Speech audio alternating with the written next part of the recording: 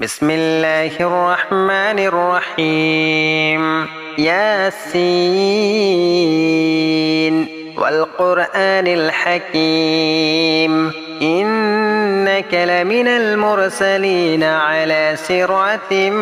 مستقيم تنزيل العزيز الرحيم لتنذر قوما ما أنذر آباؤهم فهم غافلون لقد حق القول على أكثرهم فهم لا يؤمنون إنا جعلنا في أعناقهم أغلالا فهي إلى الأذقان فهم مقمحون وجعلنا من بين أيديهم سدا ومن خلفهم سدا فأغشيناهم فهم لا يبصرون وسواء عليهم أأنذرتهم أم لم تنذرهم لا يؤمنون إنما تنذر من اتبع الذكر وخشي الرحمن بالغيب فبشره بمغفرة وأجر كريم إنا نحن نحيي الموتى ونكتب ما قدموا وآثارهم وكل شيء أحصيناه في إمام مبين واضرب لهم مثلا أصحاب القرية إذ جاءها المرسلون إذ أرسلنا إليهم اثنين فكذبوهما فعززنا بثالث فقالوا إنا إليكم مرسلون قالوا ما أنتم إلا بشر مثلنا وما أنزل الرحمن من شيء إن أنتم إلا تكذبون قالوا ربنا يعلم إنا إليكم لمرسلون وما علينا إلا البلاغ المبين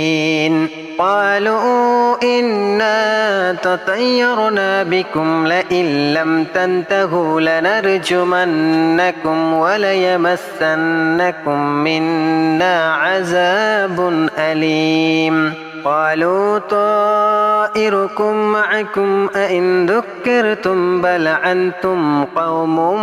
مسرفون وجاء من أقصى المدينة رجل يسعى قال يا قوم اتبعوا المرسلين اتبعوا من لا يسألكم أجرا وهم مهتدون وما لي لا أعبد الذي فطرني وإليه ترجعون أأتخذ من دونه آلهة إن يردني الرحمن بضر لا تغن عني شفاعتهم شيئا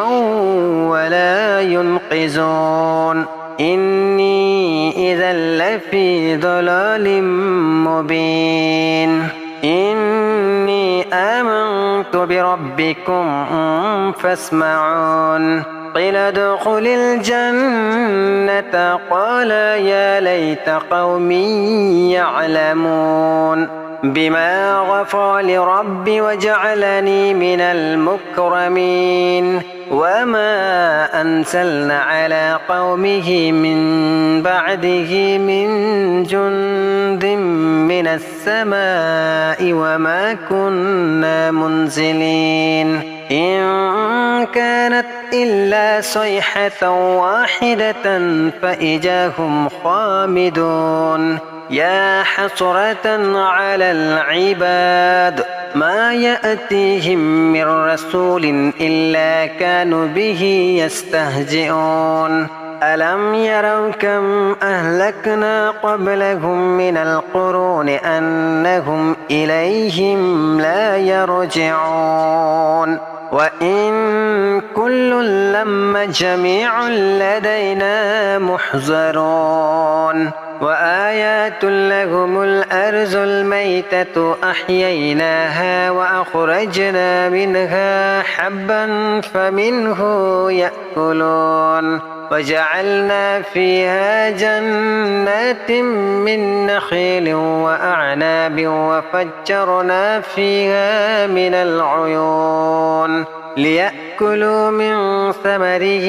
وما عملته أيديهم أفلا يشكرون سبحان الذي خلق الأزواج كلها مما تنبت الأرض ومن أنفسهم ومما لا يعلمون وآيات لهم الليل نسلخ منه النهار فإذا هم مظلمون والشمس تجري لمستقر لها ذلك تقدير العزيز العليم والقمر قدرناه منازل حتى عاد كالعرجون القديم لا الشمس ينبغي لها أن تدرك القمر ولا الليل سابق النهار وكل في فلك يسبحون وآيات لهم أنا حملنا ذريتهم في الفلك المشحون وخلقنا لهم من مثله ما يركبون وإن نسأ نغرقهم فلا صريخ لهم ولا هم ينقذون إلا رحمة منا ومتاعا إلى حين وإذا قيل لهم اتقوا ما بين أيديكم وما خلفكم لعلكم ترحمون وما تأتيهم من آيات ربهم إلا كانوا عنها معرضين وإذا قيل لهم أنفقوا مما رزقكم الله قال الذين كفروا للذين آمنوا أنطعم من لو يشاء الله أطعمه إن أنتم إلا في ضلال مبين ويقولون متى هذا الوعد إن كنتم صادقين ما ينصرون إلا صيحة واحدة تأخذهم وهم يخصمون فلا يستطيعون توصية ولا إلى أهلهم يرجعون ونفخ في السور فإذا هم من الأجداث إلى ربهم ينسلون قالوا يا ويلنا من بعثنا من مرقادنا هذا ما وعد الرحمن وصدق المرسلون إن كانت إلا صيحة واحدة فإذا هم جميع لدينا محضرون فاليوم لا تظلم نفس شيئا ولا تجزون إلا ما كنتم تعملون إن أصحاب الجنات اليوم في شغل فاكهون هم وأزواجهم في ظلال على الأرائك متكئون لهم فيها فاكهة ولهم ما يدعون سلام قولا من رب رحيم وامتازوا اليوم أيها المجرمون ألم أحد إليكم يا بني آدم ألا تعبدوا الشيطان إنه لكم عدو مبين وأن اعبدوني هذا صراط مستقيم ولقد أضل منكم جبلا كثيرا أفلم تكونوا تعقلون هذه جهنم التي كنتم توعدون اصلوها اليوم بما كنتم تكفرون اليوم نختم على أفواههم وتكلمنا أيديهم وتشهد أرجلهم بما كانوا يكسبون ولو نشاء لطمسنا على أعينهم فاستبقوا الصراط فأنى يبصرون ولو نشاء لمسخناهم على مكاناتهم فما استطاعوا مزيا ولا يرجعون ومن نعمره ننكسه في الخلق أفلا يعقلون وما علمناه الشعر وما ينبغي له إن هو إلا ذكر وقرآن مبين لينذر من كان حيا ويحق القول على الكافرين أولم يروا أن خلقنا لهم مما عملت أيدينا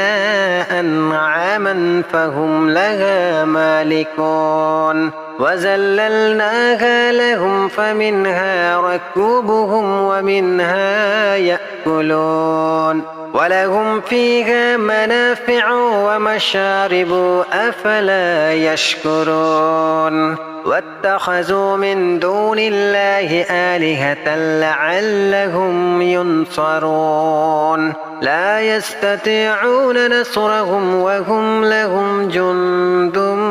محضرون فلا يحزنك قولهم إنا نعلم ما يسرون وما يعلنون أولم ير الإنسان أن خلقناه من نطفة فإذا هو خصيم مبين وضرب لنا مثلا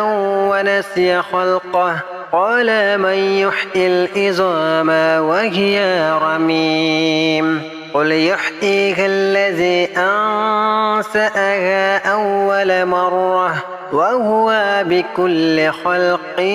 عليم الذي جعل لكم من الشجر الأخضر نارا فإذا أنتم منه توقدون أوليس الذي خلق السماوات والأرض بقادر على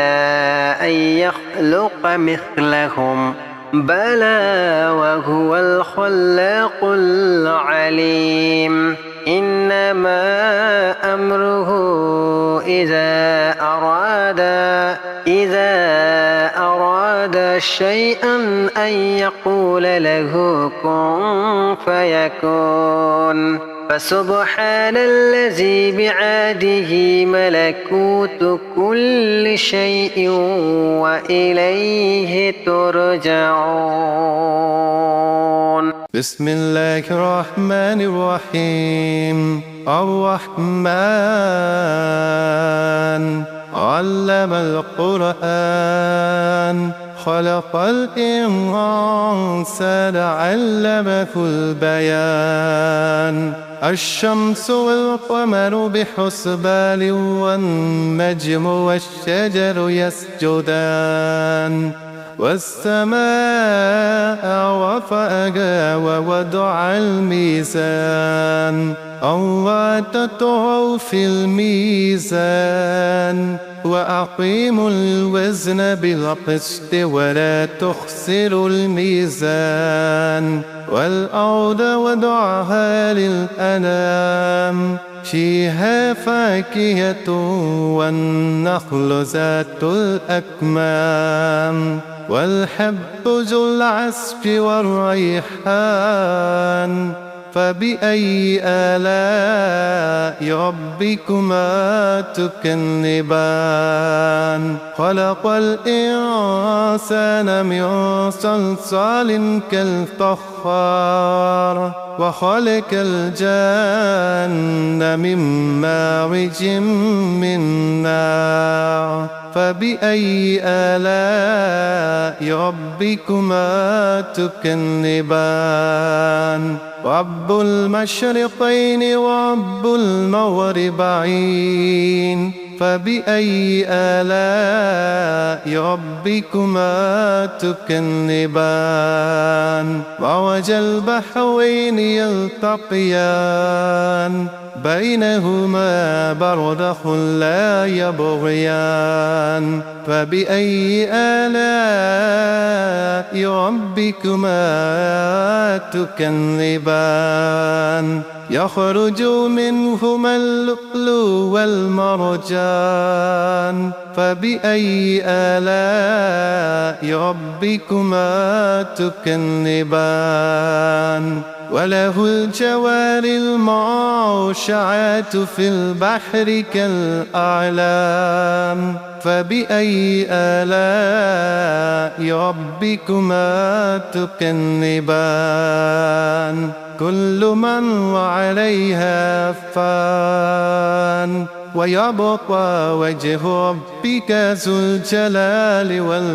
والإكرام فبأي آلاء ربكما تكذبان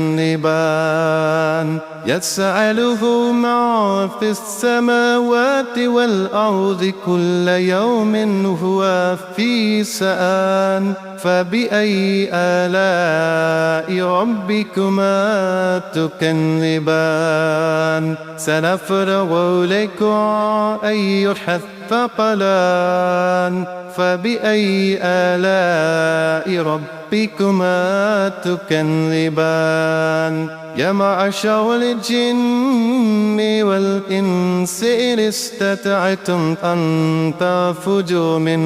أقطار السماوات والأرض فانفذوا لا تنفذون إلا بسلطان فبأي آلاء ربكما تكذبان يرسل عليكما سواج من نار ونحاس فلا تنتصران فبأي آلاء ربكما تكذبان فإذا انشقت السماء فكانت وردة كالدهان فبأي آلاء ربكما تكذبان فيومئذ لا يسأل عن ذنبه إنس ولا جان فبأي آلاء ربكما تكذبان يعرف المجرمون بسيماهم فيؤخذوا بالنواصي والأقدام فبأي آلاء ربكما تكذبان هذه جهنم التي يكذب بها المجرمون يطوفون بينها وبين حميم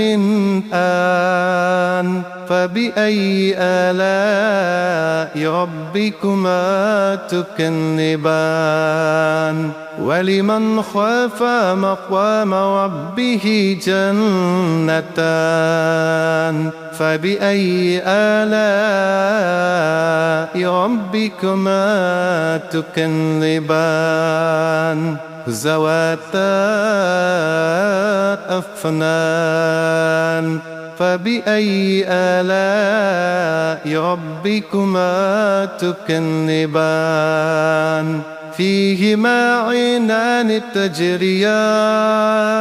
فبأي آلاء